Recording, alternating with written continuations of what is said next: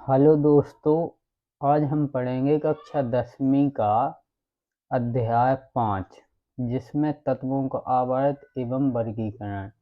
आपने देखा कि मैंने कक्षा 10वीं के हर अध्याय को मैं नंबर टू नंबर पढ़ा रहा हूँ, इसलिए आप मेरे चैनल को सब्सक्राइब करें, लाइक करें, कमेंट्स करें और बेल आइकन को भी दबाएं, जिससे मैं सभी अध्याय के जितने भी वीडियो डालूं वो आप तक आसानी से पहुंच सकें।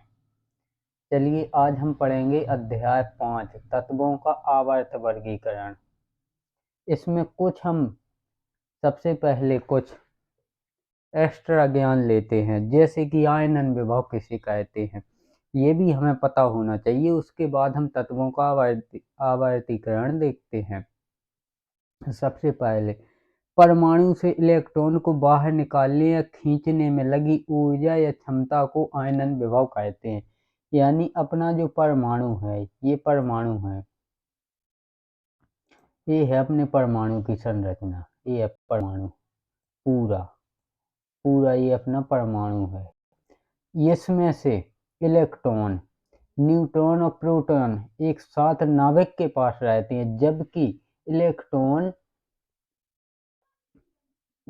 उसके साइड में घूमते रहते हैं, चक्कर लगाते रहते हैं, जैसे कि आप देख सकते हैं।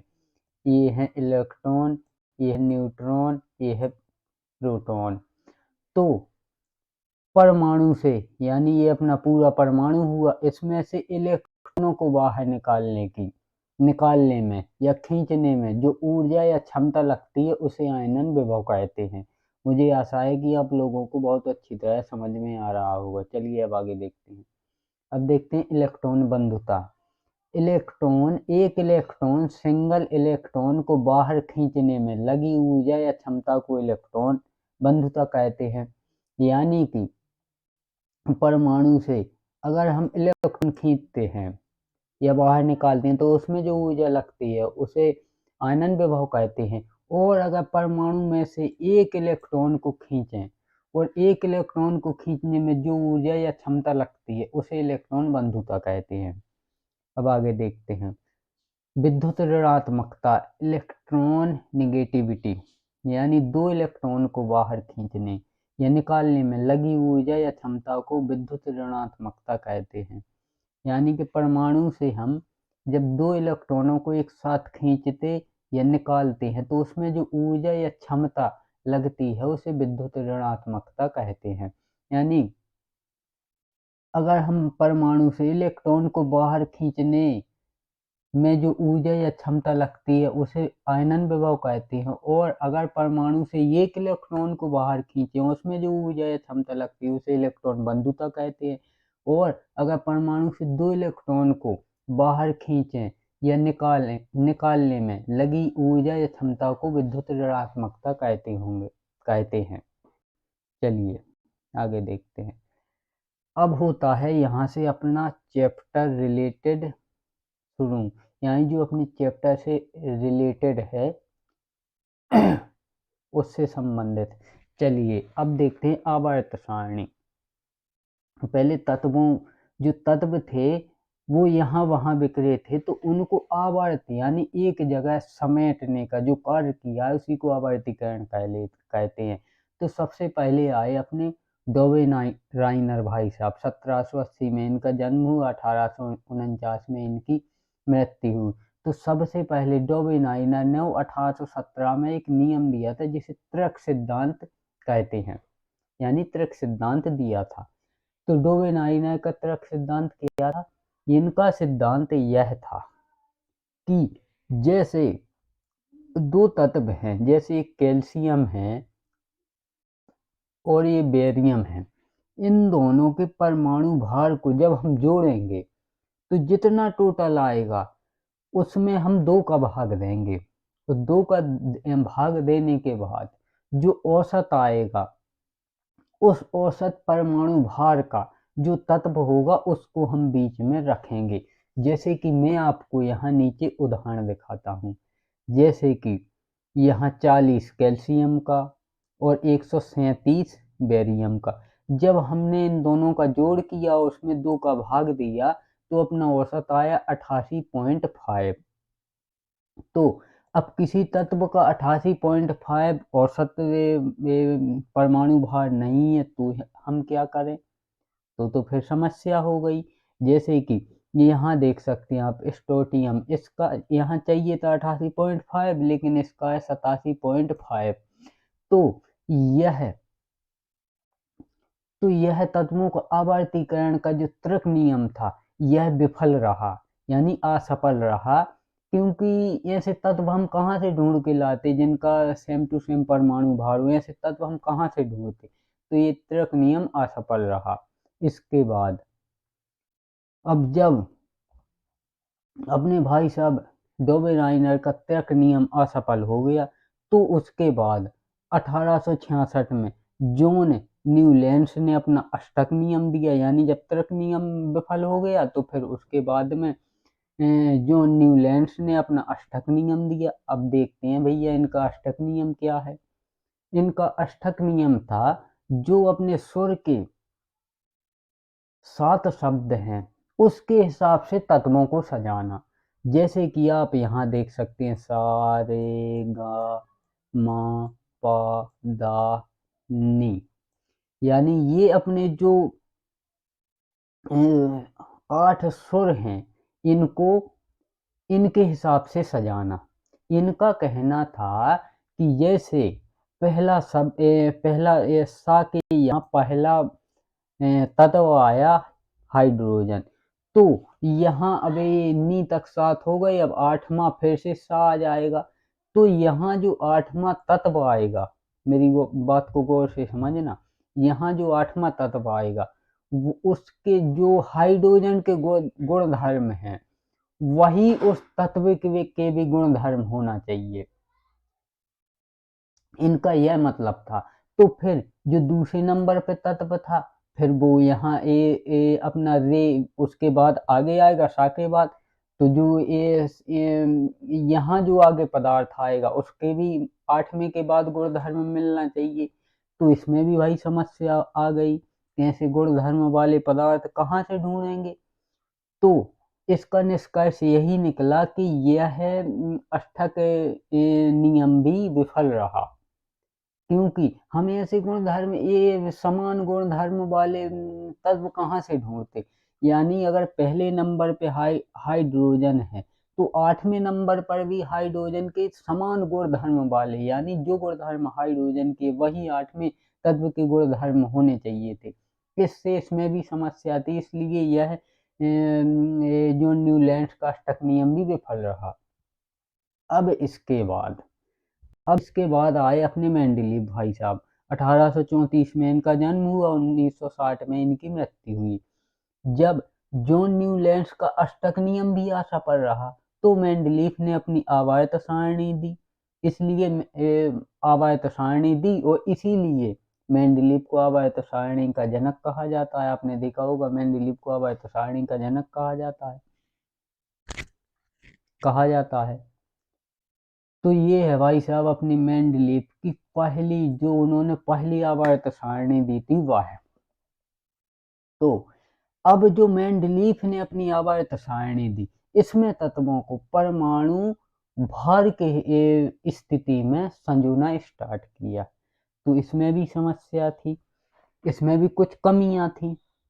तो अपने जो मेंडलीव भाई साहब हैं इन्होंने इस आवर्त सारणी में कुछ खाली स्थान छोड़े थे कि अगर भविष्य में कोई तत्वों की खोज होती है तो उन तत्वों को हम यहाँ रख सकते हैं। लेकिन यह पूर्णतः सफल नहीं हुई क्योंकि इसमें भी कुछ कमियां थी। तो इसको आपको याद करने की कोई आवश्यकता नहीं है क्योंकि इसका तो काम खत्म ही है, क्योंकि इसमें कमियां थी।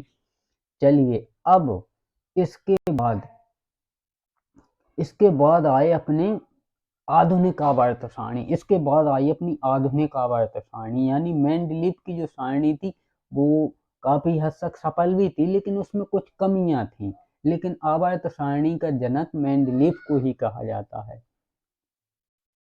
इसके बाद मेंडलीव की जो आवर्त सारणियों में कुछ कमियां थी, जिसके लिए मेंडलीफ ने आवर्त सारणी में कुछ खाली स्थान छोड़े थे। इसके बाद आधुनिक आवर्त सारणी का निर्माण हुआ। मेंडलीफ की आवर्त सारणी में तत्वों को परमाणु भार की स्थिति में सजाया गया था, लेकिन आधुनिक आवर्त सारणी में तत्वों को परमाणु क्रमांक की स्थिति में सजाया गया। यानी अब जो मेंडलीफ थे, उन्होंने जो अपनी आवर्त सारणी में तत्वों को सजाया था वो परमाणु भार के हिसाब से सजाया था, लेकिन जो फिर उसमें भी कुछ कमियां थी, तो फिर आई अपनी आधुनिक आवर्त सारणी, जिसको अभी हम नीचे पढ़ेंगे। तो इसमें जो तत्वों को सजाया गया वह परमाणु क्रमांक के हिसाब से सजाया गया। इस प्रकार अपनी आधुनिक आवर्त सारणी बनकर तैयार हुई। चलिए अब देखते हैं, ये है अपनी आधुनिक आवर्त सारणी। इसमें सबसे पहले देखते हैं इसमें क्या क्या होता है आधुनिक आवर्त सारणी में, क्योंकि वो मेंडलीफ की पुरानी आवर्त सारणी थी, उसका तो काम खत्म है, उसमें कमियां थी, इसलिए उसका कोई मतलब नहीं है। अब आपको देखना है यहाँ आधुनिक आवर्त सारणी में, जिससे अभी हम पढ़ेंगे। चलिए, तो सबसे पहले तो आधुनिक आवर्त सारणी में 7 आवर्त हैं। यहाँ आप देख सकते हैं, ऊपर से नीचे 7 आवर्त हैं। 7 आवर्त हैं। देखिए, पहला आवर्त, दूसरा आवर्त, तीसरा आवर्त, चौथा आवर्त, पांचवा आवर्त, छठवां आवर्त और ये अपना 7वां आवर्त। यानी जो आधुनिक आवर्त सारणी में उसमें 7 आवर्त हैं। बड़े गौर से ध्यान से सुनना, आप हो सके तो आप रफ कॉपी लेके रख लें और साथ में नोट भी करते जाएं। अब 7 आवर्त हो गए। इसके बाद जो बाएं से दाएं है, ये अपना बाएं से दाएं है यहाँ तक, यहाँ तक, यहाँ तक। इसमें इसको बोलते हैं वर्ग, इसको बोलते हैं आवर्त ऊपर से नीचे, इसको बोलते हैं आवर्त ऊपर से नीचे। आवर्त हैं 7, और जो अपना बाएं से दाएं है इसको बोलते हैं वर्ग, और वर्ग हैं अपनी आवर्त सारणी में 18। 18 आप चाहें तो नोट भी कर सकते हैं। चलिए अपने आवर्त गिनते हैं। यहाँ जैसे यहाँ में प्रिंट करेंगे, पहला आवर्त ये यहाँ ये लिखा है, दूसरा आवर्त, तीसरा सॉरी आवर्त नहीं, वर्ग, पहला वर्ग, दूसरा वर्ग। अब इसके बाद में एक खाली स्थान है। अब तीसरा वर्ग, चौथा वर्ग, पांचवा वर्ग, छठवां वर्ग, सातवां वर्ग, आठवां वर्ग, नौवां वर्ग, 10वां वर्ग, 11 वर्ग, 12 वर्ग, ये 13 वर्ग, 14 वर्ग, 15 वर्ग, 16 वर्ग, 17 वर्ग और ये अपना 18 वर्ग। यानी ऊपर से नीचे 7 वर्ग हैं आधुनिक आवर्त सारणी में। बाएं से दाएं ऊपर से नीचे 7 आवर्त हैं आधुनिक आवर्त सारणी में। बाएं से दाएं 18 वर्ग हैं। इसके बावजूद भी अभी और आवर्त सारणी में 4 ब्लॉक भी हैं, यानी कि समूह है। अब देखते हैं समूह। ऊपर से नीचे 7 आवर्त, बाएं से दाएं 18 वर्ग। अब देखते हैं ब्लॉक। पहला ब्लॉक यानी समूह, पहला ब्लॉक है अपना यहाँ से यहाँ तक, जिसको बोलते हैं एस ब्लॉक। आप चाहें तो नोट भी कर सकते हैं, अपने साथ में पेन कॉपी लेकर बैठे नोट भी कर सकते हैं। मैं बहुत अच्छी तरह समझा रहा हूँ, आप ध्यान देना। ये हो गया अपना एस वर्ग। अब देखते हैं पी वर्ग। ये अपना ये दिख रहा है ना, ये यहाँ से यहाँ तक, यहाँ से यहाँ तक, और ऊपर भी आप देख सकते हैं यहाँ से जो यहाँ तक है, यहाँ तक, ये है अपना पी वर्ग। ये है अपना पी वर्ग, सॉरी पी ब्लॉक। वर्ग तो ये है 18, ऊपर से जो मैंने गिनती गिनवाया था, सॉरी। ये है अपना एस ब्लॉक, ये है एस ब्लॉक। ये है अपना पी ब्लॉक, ये पी ब्लॉक। और पी ब्लॉक सबसे बड़ा ब्लॉक है अपनी आवर्त सारणी में, मतलब इसमें सबसे ज्यादा तत्व हैं। अब तीसरा आया अपना डी ब्लॉक। डी ब्लॉक है यहाँ से यहाँ तक, ये है अपना डी ब्लॉक। डी ब्लॉक मानव की जो जरूरत की चीजें हैं वो सबसे ज्यादा डी ब्लॉक में ही हैं। जो मानव की जरूरत की सबसे ज्यादा चीजें उपलब्ध हैं वह डी ब्लॉक में ही है। यानी पहला एस ब्लॉक, दूसरा पी ब्लॉक जिसमें सबसे ज्यादा तत्व हैं, मानव की सबसे ज्यादा उपयोगी तत्व डी ब्लॉक। अब ये है अपना एफ ब्लॉक। एफ ब्लॉक इसमें उपयोगी तत्व बहुत कम हैं, क्योंकि इसमें जैसे यूरेनियम हुआ, थोरियम हुआ, मतलब ये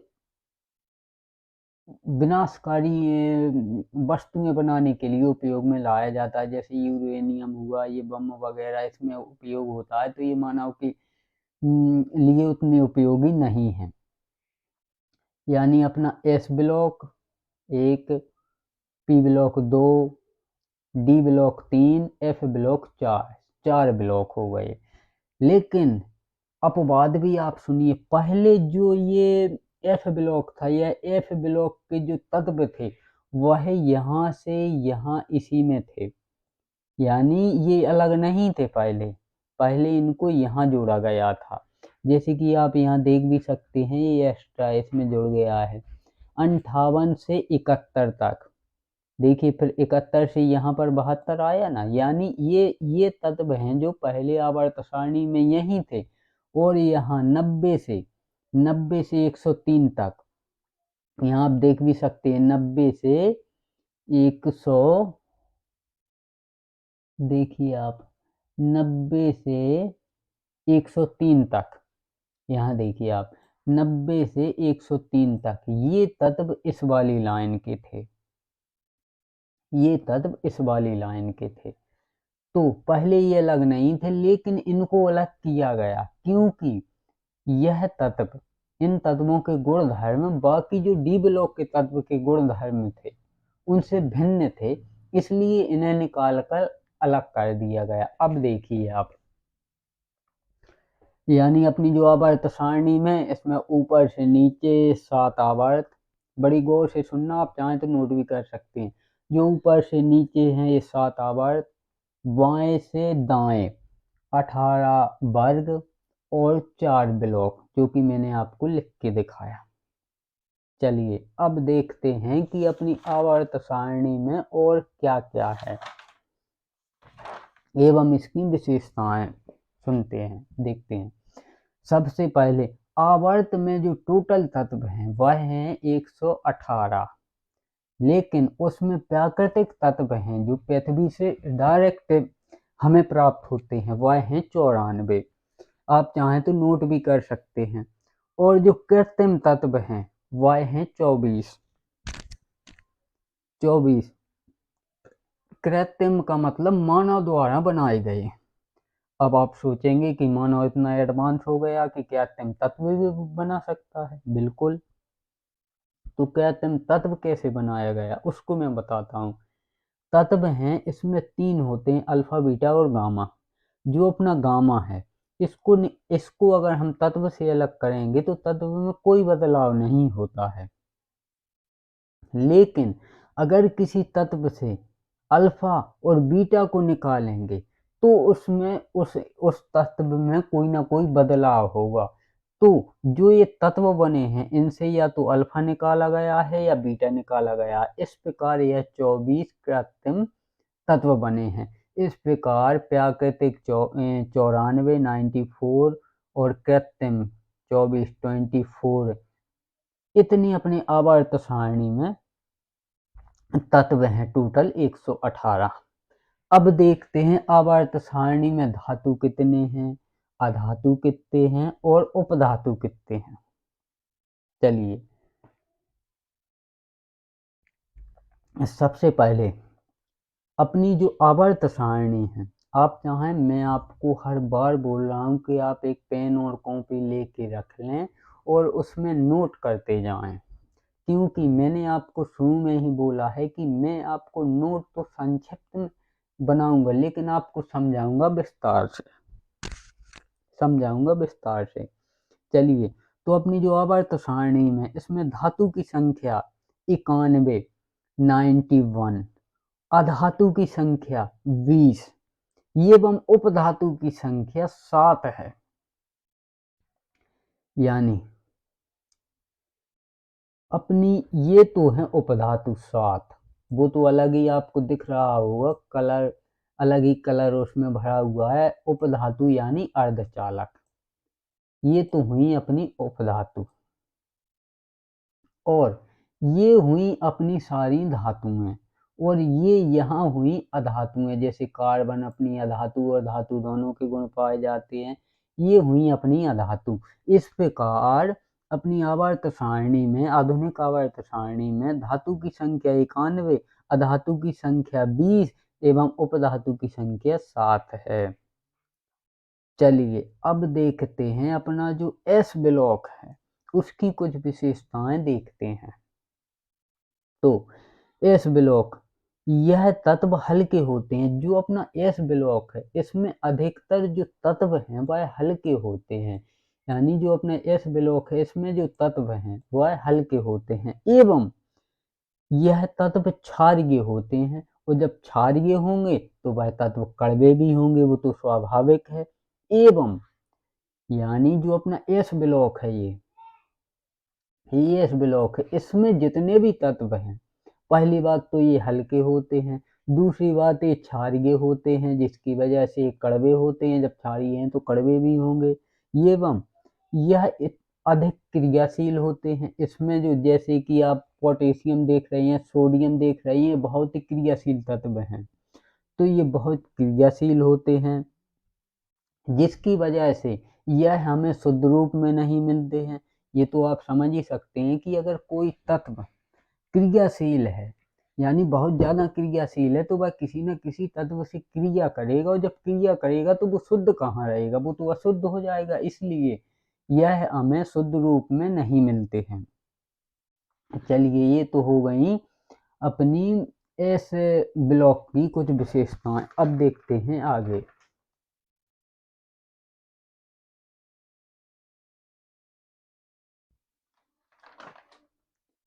अब देखते हैं आगे। अब आ गया अपना पी ब्लॉक। पी ब्लॉक, इसमें सबसे ज़्यादा अधातुओं की संख्या है, यानी कि इसमें जितनी भी तत्व हैं इसमें अधातुओं की संख्या है, ठीक है। और इसमें जो कार्बन है उसमें धातु और अधातु दोनों के गुण पाए जाते हैं, दोनों के गुण पाए जाते हैं। और जो अपनी पी ब्लॉक है इसमें सबसे ज़्यादा पहली बात तो अधातु पाई जाती हैं, उसके बाद इसमें एक कार्बन तत्व है जो धातु और अधातु दोनों के गुण धर्म रखता है। बाकी तीसरी बात, इसमें जितने भी अधिकतर तत्व हैं वह अक्रिय गैसें हैं, यानी जो अपनी पी ब्लॉक में है इसमें सबसे ज़्यादा जो गैसें हैं वो उत्कृष्ट या अक्रिय गैसें हैं। चलिए, ये तो हो गया अपने पी ब्लॉक की विशेषताएं। अब देखते हैं डी ब्लॉक की विशेषताएं। तो मैंने आप ये हो गया अपना पी ब्लॉक, पी ब्लॉक की कुछ हमने विशेषताएं भी देख ली। अब देखते हैं डी ब्लॉक। डी ब्लॉक, तो डी ब्लॉक में मानव जीवन की सबसे उपयोगी तत्व होते हैं, जैसे कि यहाँ देखिए आप, लोहा, Fe आयरन, लोहा की हम प्रतिदिन वस्तुएं यूज करते हैं। ये जी चांदी, चांदी हम पहन के रखते हैं। ये यू गोल्ड, सोना, इसके सोने को हम पहन के रखते हैं। यानी जो अपना डी ब्लॉक है इसकी तो है बहुत ज़्यादा विशेषताएं, यानी लोहा है उसको हम प्रतिदिन यूज करते हैं, चांदी हम पहन के रखते हैं, सोना हम पहन के रखते हैं, इसलिए मानव जीवन की सबसे ज़्यादा उपयोगी तत्व इसी में डी ब्लॉक में होते हैं। चलिए, हमने एस ब्लॉक की विशेषताएं देख ली, पी ब्लॉक की विशेषताएं देख ली, डी ब्लॉक की विशेषताएं देख ली। अब देखते हैं एफ ब्लॉक की विशेषताएं। एफ ब्लॉक, एफ ब्लॉक में सबसे ज्यादा रेडियो एक्टिव तत्व पाए जाते हैं, इसलिए ये मानव जीवन के किसी उपयोग के नहीं है। अब जैसे कि रेडियो एक्टिव चीजें जैसे यूरेनियम है, या बम बनाने के काम आता है, तो यह मानव जीवन के किस उपयोग के लिए है? किसी भी उपयोग के लिए नहीं है। यानी एफ एफ ब्लॉक के जो तत्व हैं यह मानव जीवन के लिए उतने उपयोगी नहीं है। वो आप एग्जाम्स में भी देखेंगे तो एफ ब्लॉक से बहुत कम क्वेश्चन आते हैं, कभी कभार। चलिए, हमने चारों ब्लॉक की विशेषताएं भी देख ली। अब इसके साथ कुछ तत्वों की भी विशेषताएं देख लेते हैं। जैसे बोरोन है अपना, बोरोन जो अपने यहाँ गोभी होती है, गोभी, गोभी के ऊपर उसका जो सफेद रंग होता है वह बोरोन की वजह से होता है। जैसे ये सिलिकॉन हुआ, ये जर्मेनियम हुआ, आर्सेनिक हुआ, एंटीमनी हुआ, टेलोनियम हुआ, पोलोनियम हुआ, ये सभी अर्धचालक हैं। अर्धचालक मतलब उपधातु, उपधातु यानी सेमीकंडक्टर, यानी इसमें करंट फ्लो भी कर सकता है और नहीं भी कर सकता है, इसका मतलब होता है अर्धचालक। जैसे हाइड्रोजन, हाइड्रोजन सबसे हल्की गैस होती है। हीलियम, हीलियम सबसे हल्की अक्रिय गैस होती है। सोडियम, पोटेशियम, पोटेशियम सबसे अभिक्रियाशील तत्व होता है। सोडियम, सोडियम है तो धातु लेकिन वह इतना मुलायम होता है कि हम उसको अपने घर की चाकू से आसानी से काट सकते हैं। चांदी, चांदी को हम प्रतिदिन अब पहनने में यूज करते हैं, कई चीजें इससे बनाई जाती हैं। सोना, सोने को भी हम पहनने में यूज करते हैं। लोहा का तो आपको पता है। ऑक्सीजन, ऑक्सीजन प्राणवायु है, ऑक्सीजन नहीं होगा तो जीवन नहीं होगा। ऑक्सीजन आग लगाने के काम आता है, अगर ऑक्सीजन नहीं होगी तो हम कहीं भी आग नहीं लगा सकते हैं। नाइट्रोजन, नाइट्रोजन गाड़ियों के टायरों में भरी जाती है, चिप्स के पैकेट में भरी जाती है जिससे कोई चीज खराब ना हो। यानी अगर किसी वस्तु को ज्यादा दिन तक खाने पीने की तेलिए यानी तेलिए वसायुक्त, अगर किसी वस्तु को हमें ज्यादा दिन तक रखना है तो उसका जो पैकेट होता है उसमें हम नाइट्रोजन गैस भर के रखते हैं, जिससे जिससे वह अधिक दिन तक रखा रहता है और खराब भी नहीं होता है। जैसे कि उदाहरण, चिप्स के पैकेट में नाइट्रोजन गैस भरी जाती है, गाड़ियों के टायरों में नाइट्रोजन गैस भरी जाती है,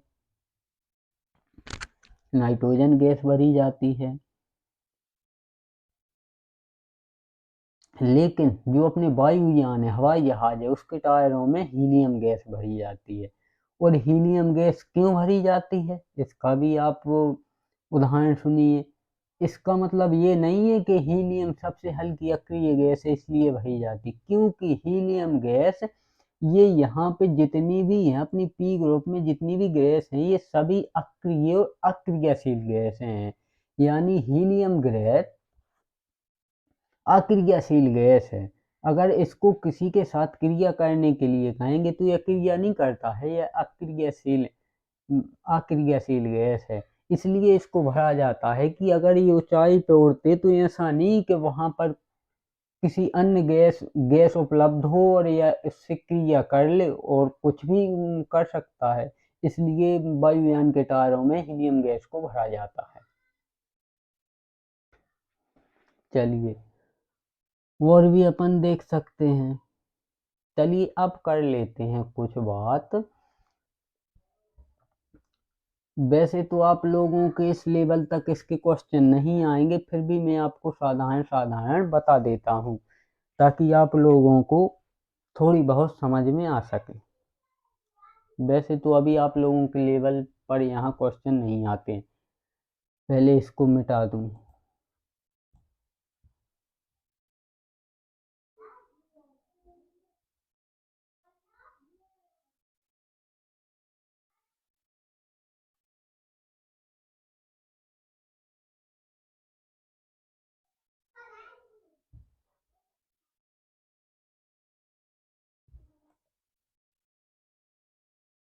पहले इसको थोड़ी मिटा दूँ, उसके बाद समझाता हूँ आप लोगों को।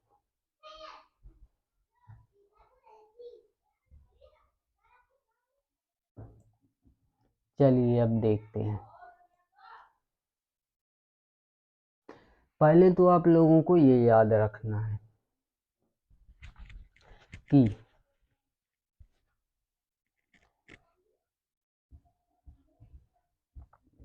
अपनी आधुनिक आवर्त सारणी है, इसमें ऊपर से नीचे होते हैं 7 आवर्त, ऊपर से नीचे 7 आवर्त। ये आप लिखे भी देख सकते हैं, ऊपर से नीचे 7 आवर्त। बाएं से दाएं 18 वर्ग, वर्ग यानी ग्रुप, 18 वर्ग। यहाँ आप देख भी सकते हैं, यहाँ का हो सकता है मिस प्रिंटिंग हो गया हो, पहला, दूसरा, तीसरा, चौथा, पांचवा, 12, 13, 14, 15, 16, 17 और यहाँ पर 18, 18 वर्ग। अब इसके बाद मैंने आपको बताया था सबसे पहले एस ब्लॉक ये, उसके बाद ऊपर से देखें या नीचे से एक ही बात है, पी ब्लॉक जिसमें सबसे ज़्यादा अक्रिय गैसें पाई जाती हैं, सॉरी पी ब्लॉक है ये, पी ब्लॉक आप चाहें तो नोट भी कर सकते हैं। और मानव जीवन की सबसे उपयोगी वस्तुएं डी ब्लॉक, ये है डी ब्लॉक। सबसे कम उपयोगी ब्लॉक एफ ब्लॉक, क्योंकि यह बहुत कम उपयोगी होता है, मैंने आपको ऊपर भी समझाया। अब एग्जाम्स में कभी कभी ये भी क्वेश्चन आते हैं कि निम्नलिखित में से, जैसे उन्होंने दे दिया कि लोहा, लोहा मैं आपको संक्षिप्त में समझाता हूँ। वैसे तो अभी इस लेवल के आपके पास शायद ही हैं जो क्वेश्चन आए, लेकिन फिर भी मैं आप चाहता हूँ कि आपको संक्षिप्त में समझा दूँ। तो ये हैं, ये पहले जो पुरानी मेंडलीव की आवाज सारणी थी उन्होंने सजाई थी इस परमाणु भार के हिसाब से, लेकिन जो अपनी आधुनिक ये आवाज सारणी है, ये है परमाणु क्रमांक, इसके हिसाब से आप इसकी गिनती भी देख सकते हैं। हाइड्रोजन 1, हीलियम 2, लिथियम 3, बेरियम 4, इस प्रकार से ये पूरे 118, यानी इसी के हिसाब से पूरी आवाज सारणी बनी है। तो जैसे कि क्वेश्चन आएगा कि जैसे उसने नंबर दे दिया, जैसे कि उसने नंबर दे दिया कि Fe26 का आवर्त ज्ञात कीजिए, तो आपको कुछ नहीं करना है, सिर्फ ये जो परमाणु क्रमांक हैं, केवल इस लाइन के परमाणु क्रमांक याद रखना, इस लाइन के ये परमाणु क्रमांक याद रखना है। यानी 1, 3, 11, 19, 37, 55, सॉरी 37, 55, 87, 1, 3, 11, 19, 37, 55, 87 और कुछ नहीं करना है। जैसे उसने दे दिया Fe26 का आवर्त ज्ञात कीजिए, तो आप देखेंगे कि 19 की ये लाइन है, तो इसी में आएगा 26, ये 37, ये तो ज़्यादा हो जाएगा, यानी इसी लाइन में आएगा। तो आपको ये उसमें दिया होगा 4, यानी ये है 4 नंबर आवर्त, ये लिखा है यहाँ पर 4। तो आपको जैसे उसने बोला कि Fe26 का आवर्त ज्ञात कीजिए, तो ये कौन से आवर्त में है, 4 नंबर आवर्त में है, तो आप आराम से बता देंगे कि यह 4 नंबर आवर्त में है। केवल ये परमाणु क्रमांक आपको याद रखना है, ये और इस साइड के ये 2, 10, 18, 36, 54, 86, 118, 118 केवल आपको ये याद रखना है। और अगर उसने पूछा, ये तो हो गए आवर्त, अगर उसने पूछा कि आप Fe26 का वर्ग ज्ञात कीजिए, तो आपको सबसे पहले देखना है कि ये कौन से आवर्त में, ये चौथे आवर्त में है। इसके बाद आपको 19 से देखना है, 19, 20, 21, 22, 23, 24, 25, 26 इस प्रकार गिन लेना है। तो कितना हुआ, 3 3 2 6 2 8, यानी आप यहाँ देख सकते हैं Fe 8, ये है 8, यानी 8वें वर्ग में है अपना लोहा Fe। ये देखिए आप, ये 8वें वर्ग में, ये हुआ वर्ग। अगर उसने पूछ लिया कि Fe26 कौन से ब्लॉक में है, तो ब्लॉक बताना तो बिल्कुल ही आसान है। इसमें अगर कुछ बताना है कठिन, तो वो सिर्फ वर्ग बताना है, बाकी आवर्त और ब्लॉक ये बताना कुछ ज़्यादा कठिन नहीं है। जैसे कि आप देखिए, ये तो है एस ब्लॉक में, अगर 3 से 12 के बीच में किसी का भी परमाणु क्रमांक आता है, तो वह डी ब्लॉक में है। जैसे कि आप यहाँ देख सकते हैं, ये डी ब्लॉक में। अगर कहीं ये यहाँ का पूछता है, जैसे जैसे यहाँ पूछ लेता सिलिकॉन का, तो सिलिकॉन अपना पी ब्लॉक में है। और वर्ग कौन सा है, ये देखिए 14 वर्ग। और यहाँ देखिए, ये है अपना तीसरा आवर्त में। इस प्रकार मैंने आपको संक्षिप्त में आवर्त, वर्ग, ब्लॉक सभी को बहुत ही आसानी से समझाया। मुझे आशा है कि आप लोगों को बहुत अच्छी तरह समझ में आया होगा।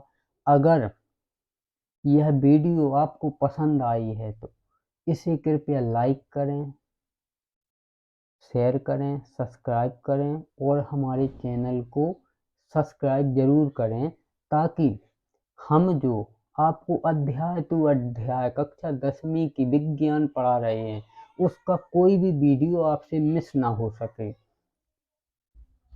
तो इसलिए हमारे चैनल को सब्सक्राइब करें और बेल आइकन को भी दबाएं, जिससे हमारे आने वाले हर वीडियो का नोटिफिकेशन आप तक पहुंच सके और आप कोई भी वीडियो मिस ना कर सकें।